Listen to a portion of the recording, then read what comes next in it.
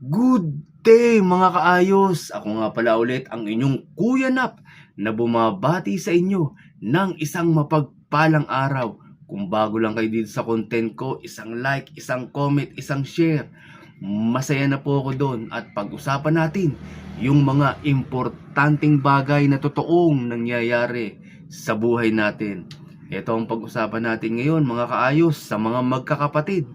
Alam natin sa mga magkakapatid, natural na talaga yung pag-aaway at hindi pagkakaunawaan, lalo na kung marami kayo, di ba? Minsan sa isang mga pamilya, 5, 10, 12, minsan 20 pa nga. May nakikita akong ganyan sa TV.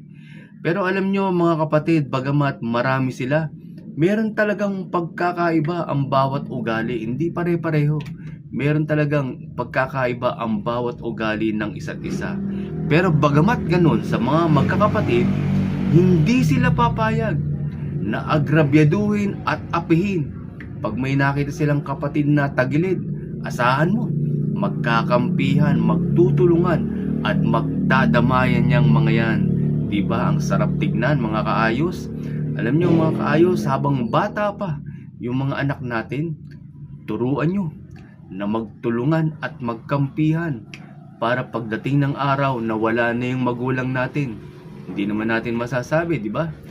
Pag dumating yung araw na mawala na yung mga magulang nyo, alam nila kung paano nila susuportahan at dadamayan ang isa't isa. Ang tunay na pagmamahalan, umpisahan nating i-apply sa ating mga kapatid bago tayo magmalasakit sa ibang tao.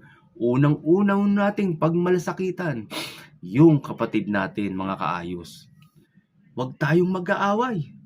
Mga magkakapatid, pangit yun. Diba? Sana may matutunan tayo. God bless and ayos. Maraming salamat.